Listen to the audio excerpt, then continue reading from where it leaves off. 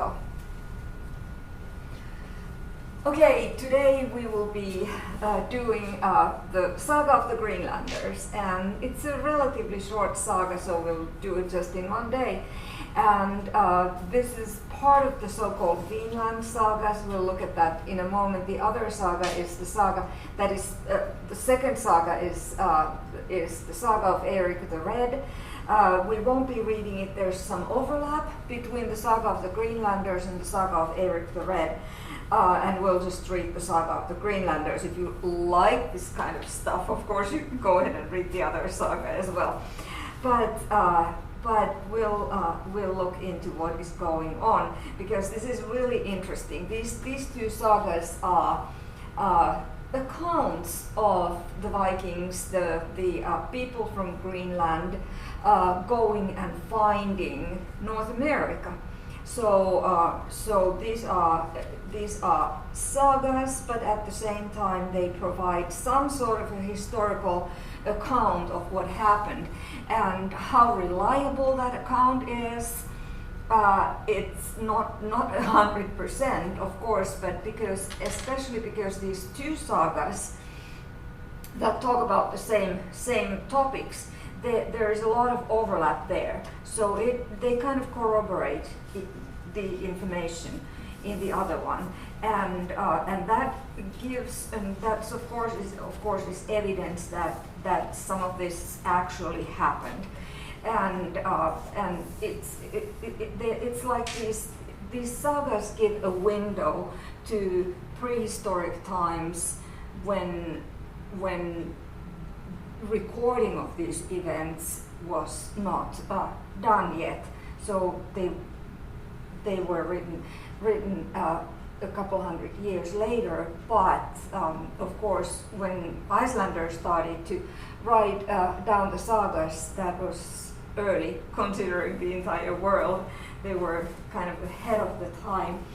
So let's first talk a little bit about the Viking explorations of North America. These two sagas are accounts. They give accounts of the meeting of the Vikings and Native Americans. Interesting accounts.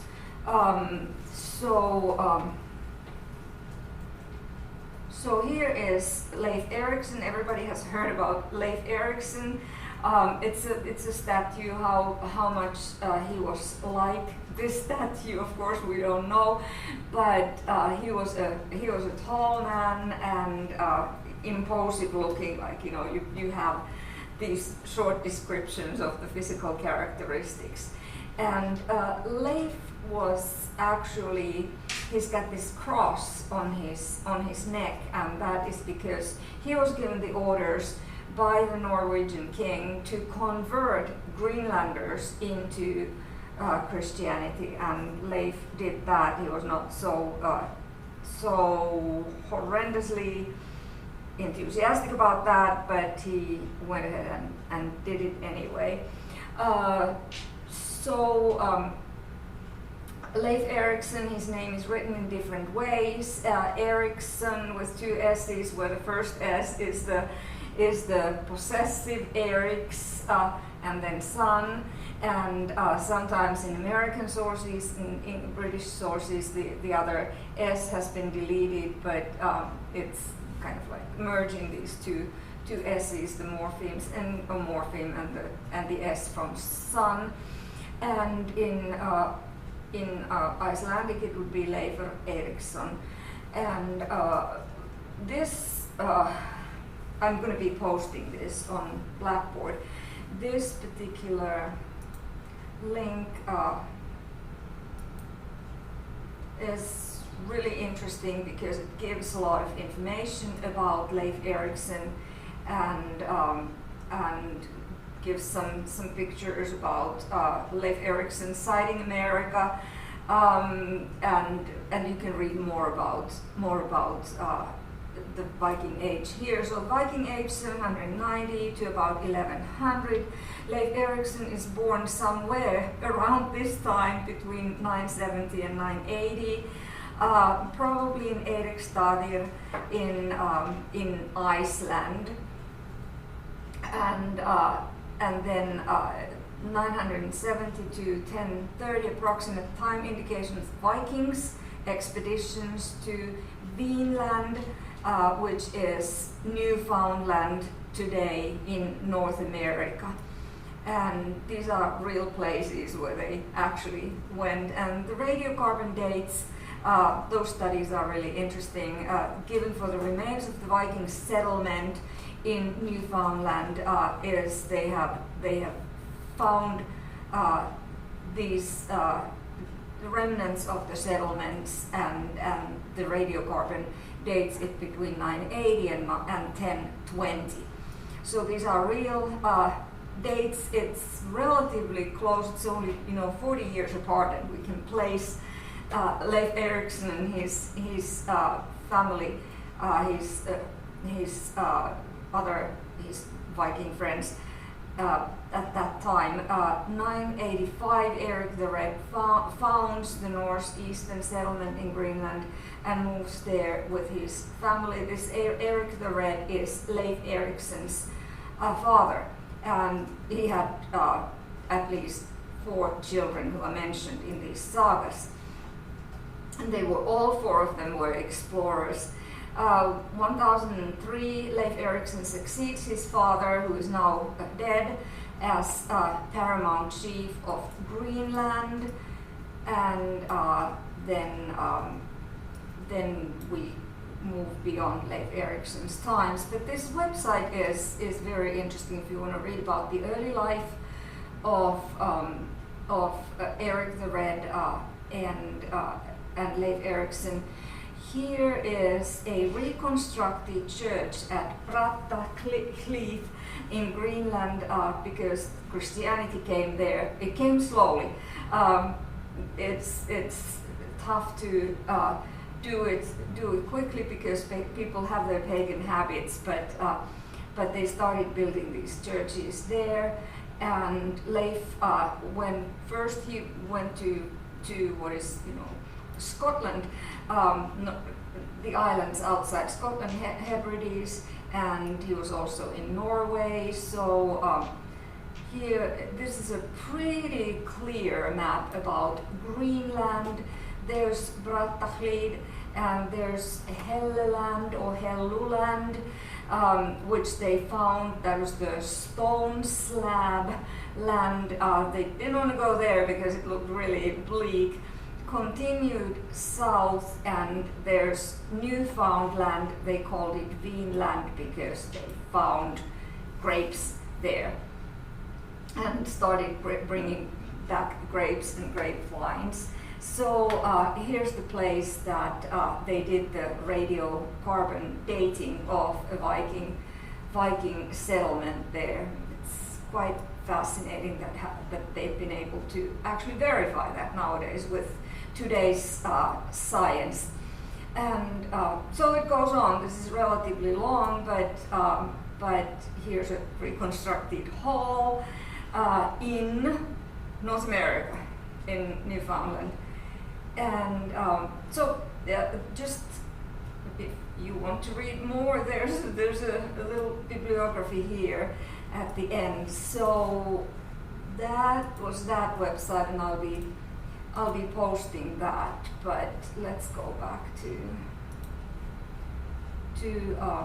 Leif Erikson and the other stuff that we're reading about. Leif had a nickname, Leif the Lucky, and that's because he rescued some people who would have otherwise died, and it was one of these incidents. They were coming back from Newfoundland, which they called Greenland, wine land, because of the grapes, and he rescued those people, and then he got this name of Leif the Lucky. So here's another map of the Viking Voyages. It's divided by different colors. The early voyages, then Eric the Red's voyage in 985, when he went from Iceland to Greenland. So here's Greenland. Greenland today is part of Denmark. It has been under Danish rule for a long time, and it's a huge area, considering how tiny Denmark itself is. So, but it's an interesting area. People have pretty much left it for the Danes, and nobody's saying we really want to have Greenland, because it doesn't. First of all, there are no trees growing there, so it's very difficult. At the time of the Vikings, they had to haul wood there themselves. But this map kind of shows a holistic picture of. You've got Scandinavia here, and here's the Norwegian, long Norwegian coast from where the Vikings sailed. Here's a little, dragon in front of the, like that kind of a decoration. And so they went to Iceland. A lot of them went to Iceland because of the kings they didn't get along with, like we read in Egil's Saga. And they settled in Iceland, or many of them did, kind of like outlaws and people who just didn't get along, or people who just wanted to leave and look for a better life for themselves. From Iceland, it's just, the logical next step is Greenland. And Greenland was also then the target of people from Iceland. So, you first go to Iceland, then you go to Greenland. Then it is not that far away from Greenland, then, if you think about the distance. This was a long distance from the coast of Norway to Iceland, and from here to Greenland, and then from Greenland you go to North America. There's the place where they were fixing their boats, and we have found these scientists have found remnants of the Viking settlements there. So the colors show the early voyages. They are also, of course, to Europe.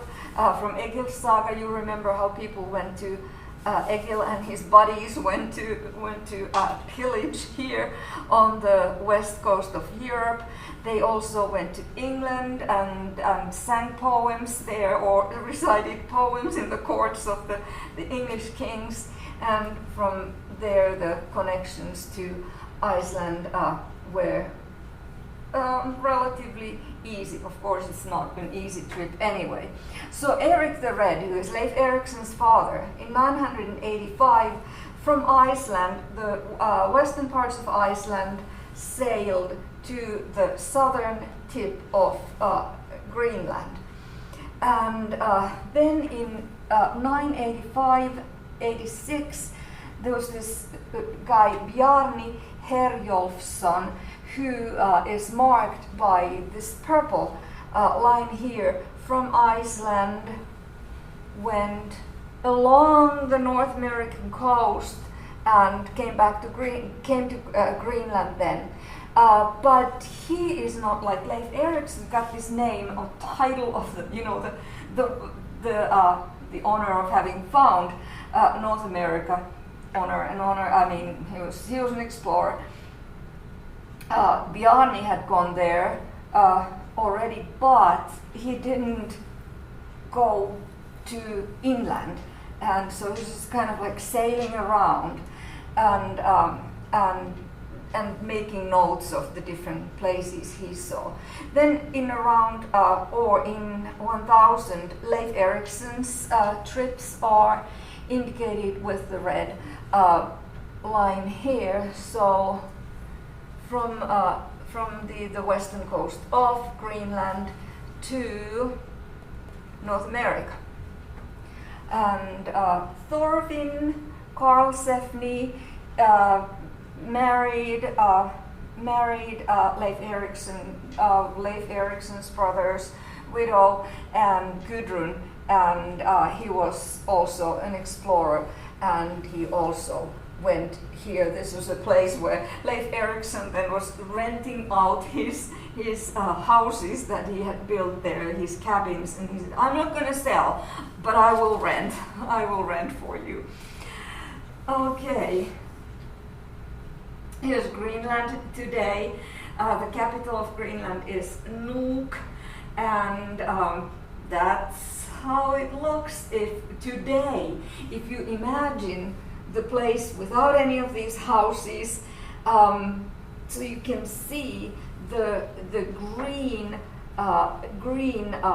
coast, but then really imposing, always snow-covered glaciers, very uninviting in a way, and yet people went there and they survived and were able to make good lives for themselves and continue exploring, so that, you know, today we know more about these things because of very brave people who were willing to cross the seas for whatever their motivations were, but they were interested in finding out. And here is also the capital of Greenland. Today, you can see, you know, there's electricity, there's, you know, the modern goods, but it's still, even today, with everything that we have, it's still a very harsh place to live, because you have this very, very short summer and a very cold winter. And here's the summer scene of Greenland today, but you can see the slab of stone that is welcoming the people who come with their boats from far, far away. How were they able to make a living there? It's really amazing. Here is a Viking boat being pulled. You see how many men it took. But when you read these sagas, they always say, and then he took 30 men with him, and he took 60 men with him, and so on. So you've got these huge ships that were very well built, so that they would be able to, you know, do what they were supposed to do. But then you get to an uninviting place like Greenland, and you have to pull the ship to pull it from, you know, so that it won't freeze in the water if the water freezes, as it will. So here is the fourth child of Erik the Red. Has statue of Freydis Eriksdottir this is in Reykjavik, the capital of Iceland, and she was something else. We'll read about her. I think that was all of the slides, just to give you a really quick introduction. Right.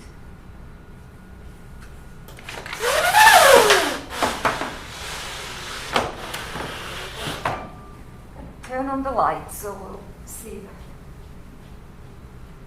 the text a little bit better.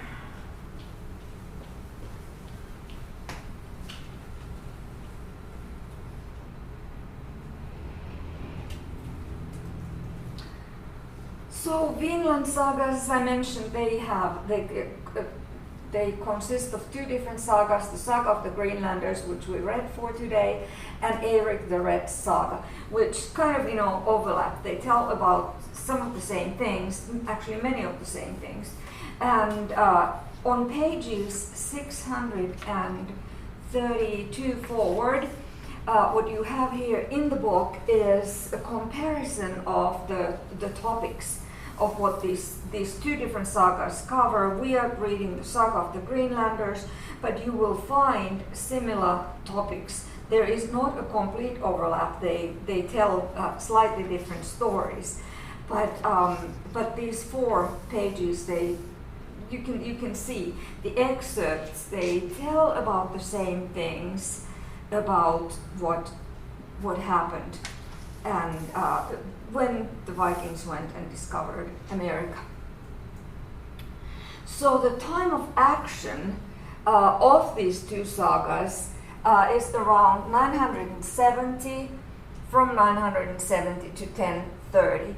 It took a while. They did several trips, and of course these times are estimations, but should be relatively accurate. And then the time of writing of the sagas, actually writing them down a couple hundred years later in 1220 through 1280 approximately. And now we have these sagas, so we have accounts of how North America was found initially. If you compare 1000, when Leif Erikson went to North America, to when Columbus went to North America in 1492. Actually, he found America, not North America.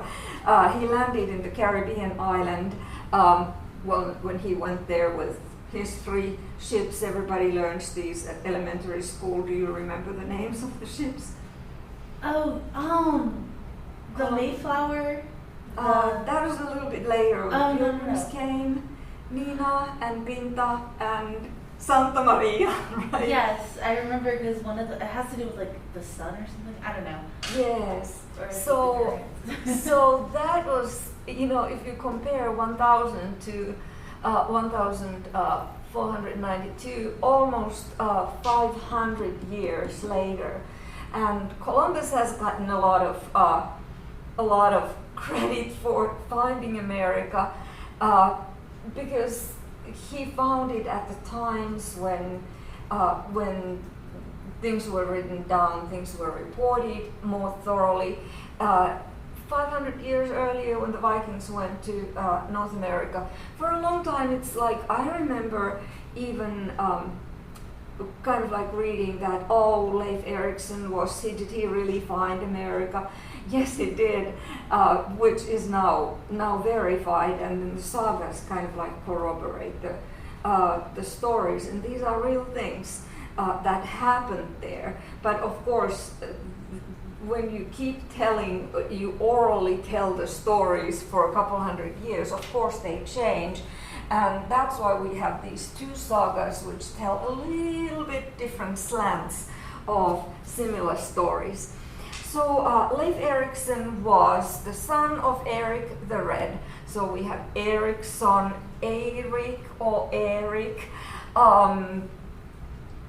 It depends on who is writing his first name.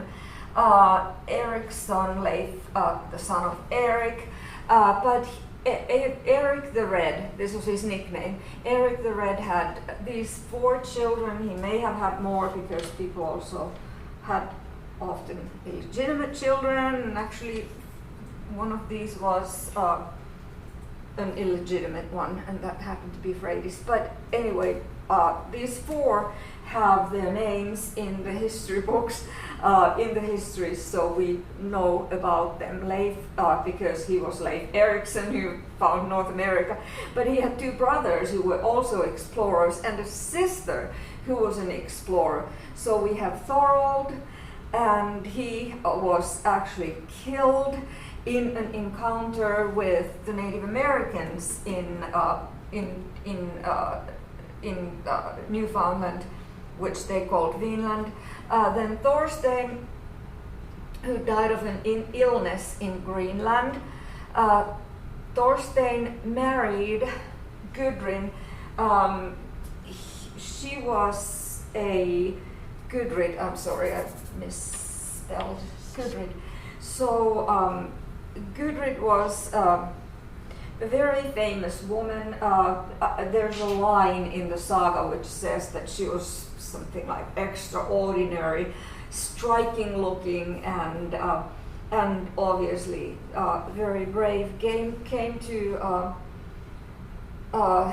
it was first married to Thoris the Norwegian. She was married 3 times.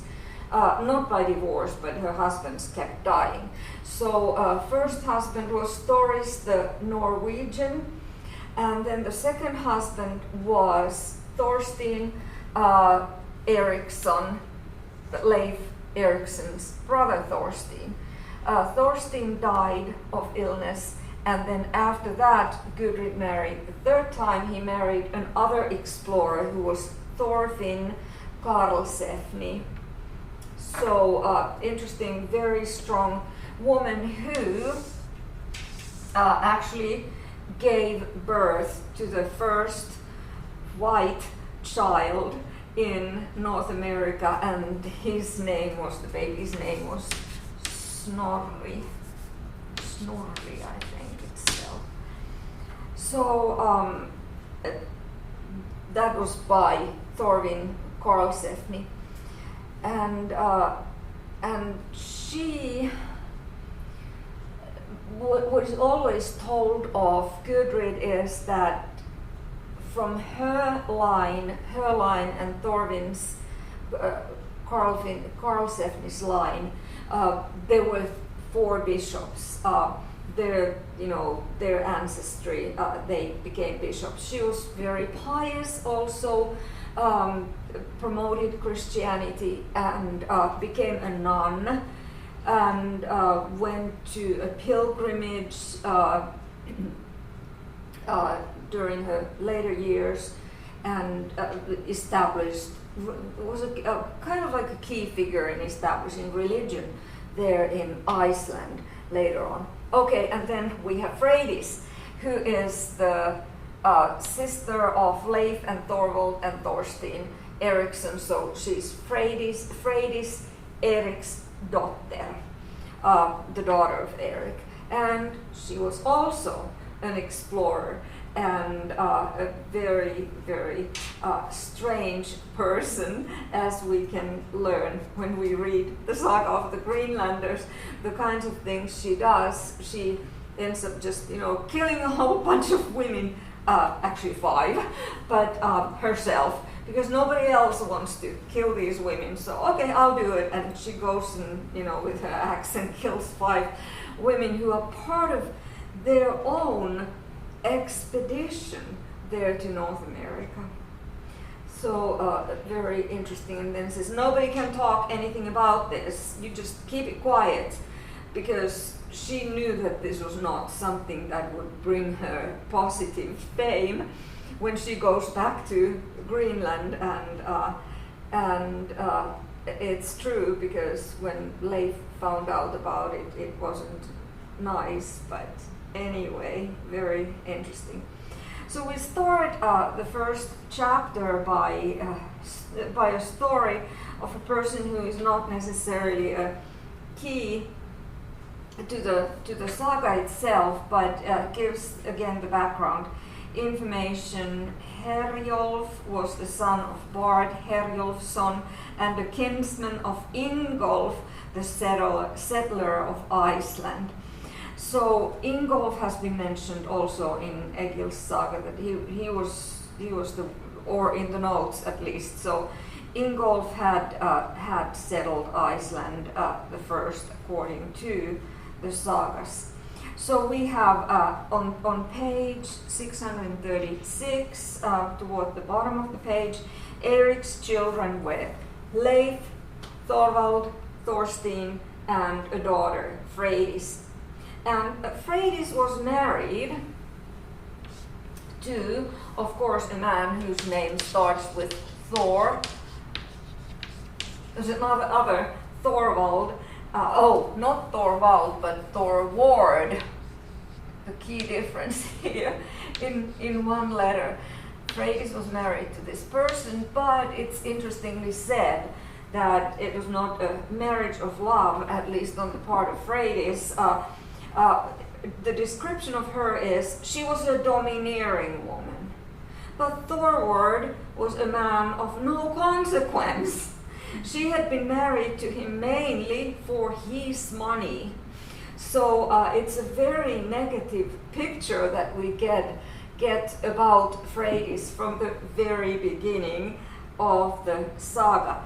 And yet she was also quite brave. She braved the sea and also went to North America. on her own expedition, dragging her no good husband with her. But he was wealthy, so it was a good deed. So we have this Bjarni, who sails to Greenland first sails to Greenland to his father, who is Herjolf, and who is already there. So Bjarni goes to see his father, comes from his trips and wants to go to Greenland also. And it's interesting, so it was kind of like this chain migration that, people first went and then their families moved afterwards, and even though it wasn't very inviting place. So we have then chapter 2 on page 638. Here Leif settles at Greenland. They go first, and they see these other places, and they decide not to settle, for instance, in that stone slab land, which they called Helluland, stone slab land, and because it was just too inviting. There's a place which is a very thick forest called Markland, and they decide not to settle there either, but they go to this place which looks kind of nicer in which is Canada now, but it's they decide to settle there, and later on they call it Greenland, and that's an interesting story. Eric has this kind of like this plan. Okay, we are here, we are explorers, we want to find out what is in here in this place. So they divide people. Okay, you guys stay here, and you go and explore the territory, and stay together, because they didn't want anything bad to happen to one of the men. So they have this one dude who is Durgir. He is one of the men, and he is a German speaker, so he's a foreigner, but he is there as well. So Leif, one day, this is chapter 3. One evening it happened that one man, the southerner, Turkir, was missing from their company after they had been exploring. Leif was very upset by this, as Turkir had spent many years with him and his father, and had treated Leif as a child very affectionately. Leif criticized his companions harshly and prepared to search for Turkir, taking 12 men with him. We tend to have this always a number of men. How many men? The more important the mission, the more men you have.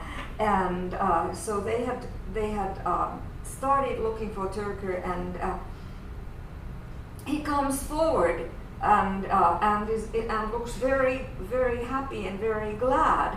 And they're like, okay, we're so happy we found you, but Turkir is somehow kind of like overjoyed about something, and so overjoyed that he speaks German for a while before he realizes that nobody understands my German, so he changes to Norse, back to Norse, and explains what has happened, and he says he has found grapes. And because he comes from the south of Europe, southern parts of Europe, he knows what grapes are like, and he is very glad about it. I had gone only a bit further than the rest of you, but I have news to tell you. I found grapevines and grapes. Leif is suspicious, says, are you really sure of this, foster father? I'm absolutely sure, he replied, because where I was born, there was no lack of grapevines and grapes. So, this is why it's called Greenland, wine land. Vin is just Norse for wine, same word. And that's the name that Leif gave to the place. And they decided to take these grapes, these vines, with them back to Greenland. Of course, they wouldn't grow there, but there wasn't even any wood in Greenland, so they had to go back with shipfuls of wood, cut wood, trees, to be able to, warm their habitation there. Okay, so Thorold also on chapter 4 prepared for his journey with 30 companions, and they have a confrontation with Native Americans when they get there. And first of all, they come to this point. The ships, even though they were very well built, they didn't always, if there was a storm, they might have broken down. And that's what happened to Thorold's ship. They stayed a long time. At one point on the North American side, repairing the ship. And Thorold says that I want to, this on page 642, I want us to raise the broken keel up on this point and call it Kjalarnes, which means keel point, and that's what they did. The same style as in Egil's Saga, very minimalistic narrative. This they did. So not much evaluation here. They just just the facts and so on, and that's also one of the points that they named on the travels. On page 643, this is an interesting introduction in a way, or a window to the Christianity in Greenland, because Thorold dies by an arrow because they saw Native Americans there, and that meeting didn't initially go badly, but it ended up going badly. People are very suspicious of each other if they looked different. On both sides, these are two very different looking people, both very strong, both very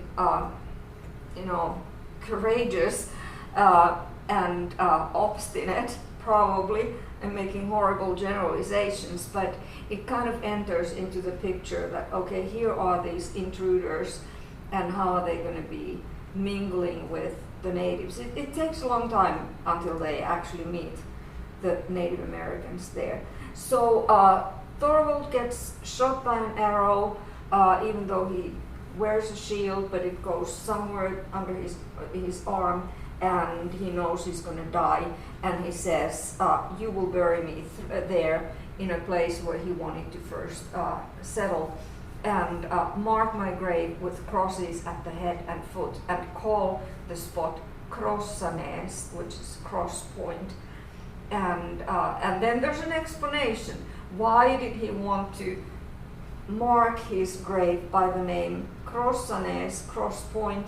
Because Greenland had been converted to Christianity by that time. And then there's a side remark.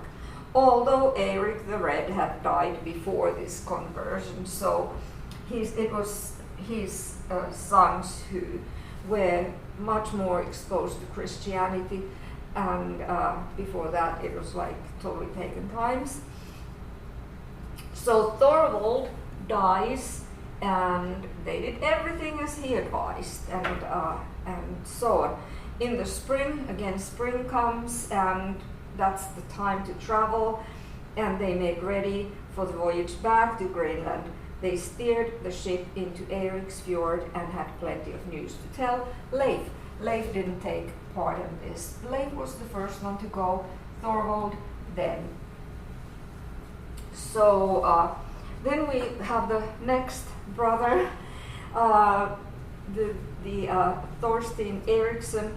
He got married with Gudrid, and then he ends up dying of an illness, unnamed illness. Who knows what it was, but it was quite contagious, and a lot of people died of that. Thorstein and okay. So Gudrid is again a widow. Thorstein Ericsson was kind of what we learn about him and his relation to his wife Gudrid. He wants to ask for his wife's opinion about things, and this kind of shows that women were taken into consideration. Not everything was just dictated to them. Gudrid was a woman of striking appearance and wise as well, as I mentioned before. She knew how to behave among strangers.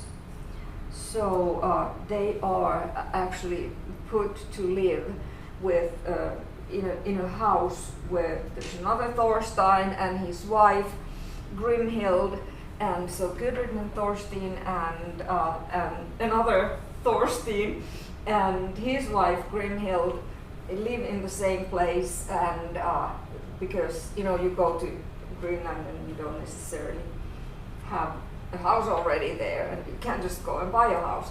So they were living with these people, and Thorstein ends up dying, and so does Grimhild, who is the wife of their host, so to say. So they died of this illness, and then we get this really mythical thing.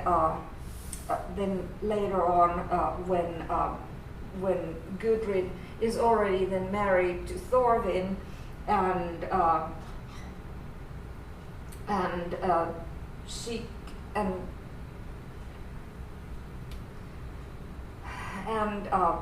there's this kind of like a person dies and then is revived and starts speaking, and it is kind of creepy, but those kinds of things obviously, because these are oral stories, they are there to, they may be embellished, something strange happened, and so on.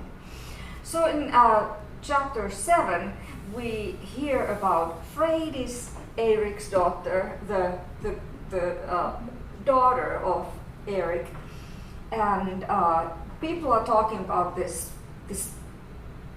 very interesting place that the brothers had found. Discussions soon began again of a Greenland voyage, since the trip seemed to bring men both wealth and renown. So people came back from there with these goods. They were doing trading with the natives also, so they got a lot of animal skins as the payment and or as an exchange to other things that they gave. For instance, they gave milk, because when they went to North America, they didn't just take whatever they needed personally, but they took livestock also. So once they took cows and a bull, so that you can start growing a farm, and you get whatever you get from animals. So we can imagine they had chickens, they had pigs and other stuff. It was like these little Noah's arks that they took across the sea.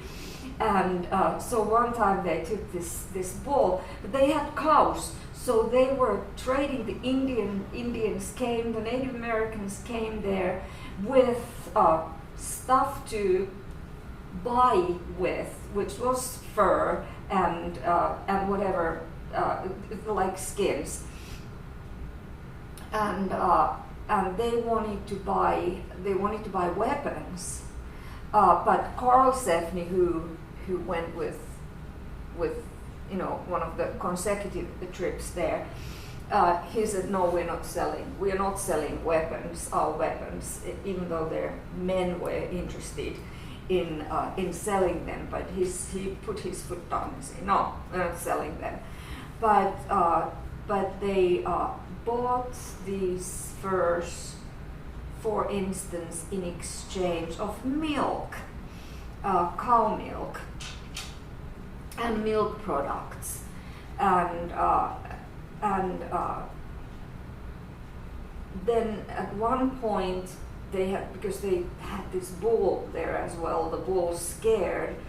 Bulls can be horrible, they can be very vicious, so the bull scared the Native Americans away, and they went away.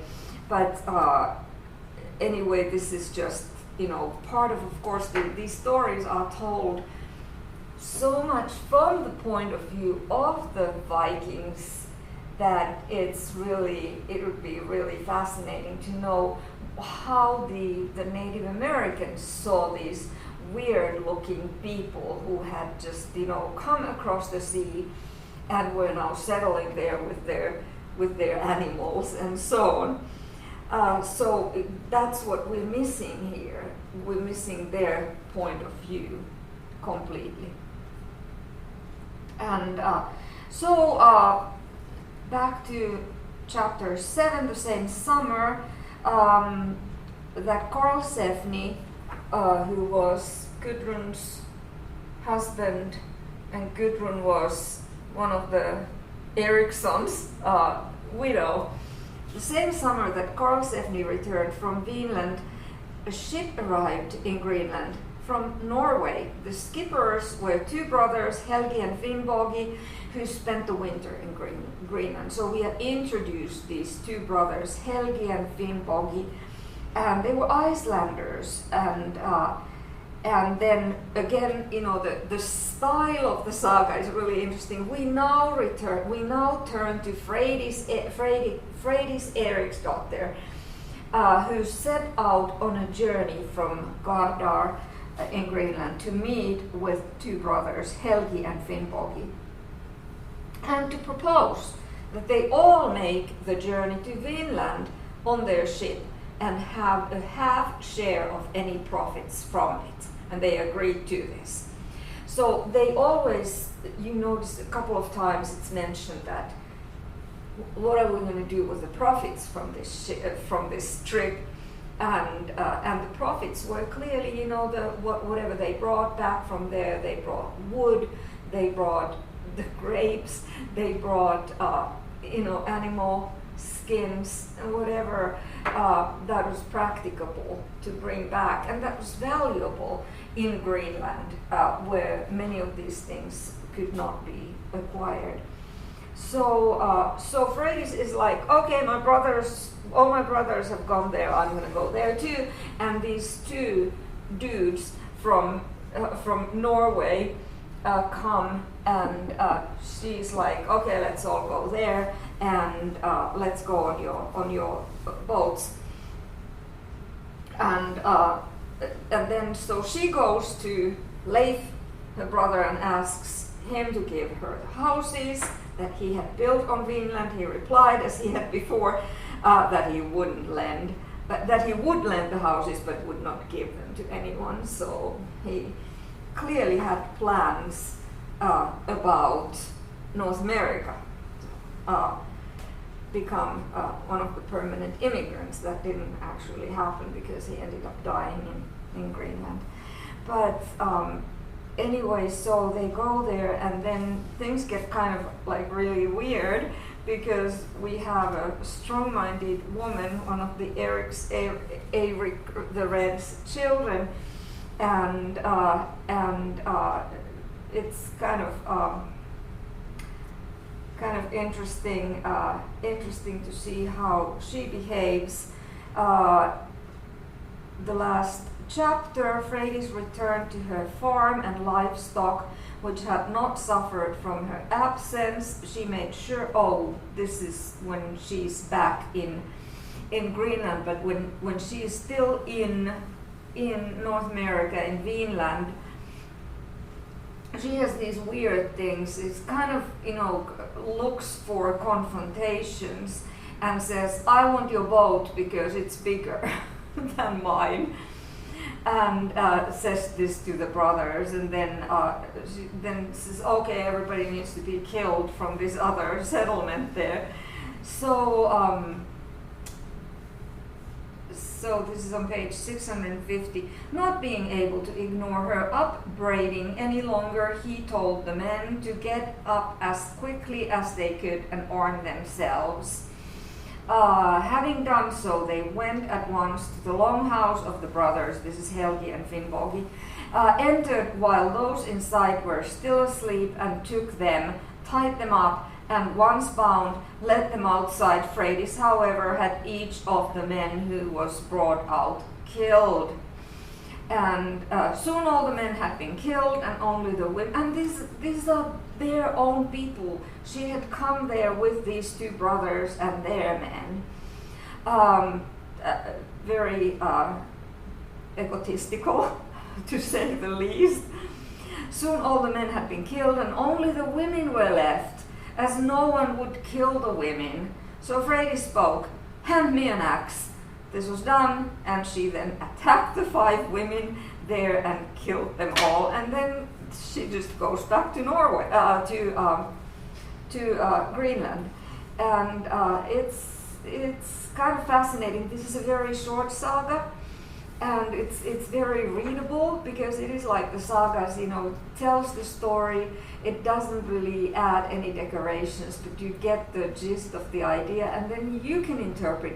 Yeah, they don't have to say that Freydis was a horrible person, even though they actually say that in between the lines and even quite directly. But you kind of get the idea, and you get the idea of illness, what happened with illness. People died, a lot of death. And in the other saga, which we are not reading, there's this description of them finding a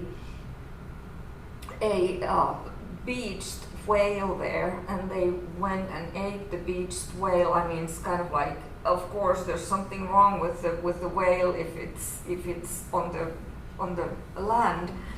They ate it, and they all became horrendously sick, just food poisoning from this whale. And so it's what is fascinating about these sagas is that they tell the story of like everyday people, that what goes into the life. It's hard work, just like in Egil's saga. These are people who had to make a living by just hauling their cows across the sea, and living a very, very dangerous life, but exciting stuff. What I think is most interesting about this is it's one of the only accounts about meeting Native Americans, which is fascinating. But as I said, it's told from the Vikings' point of view, the Greenlanders' point of view, and I think we'll stop there.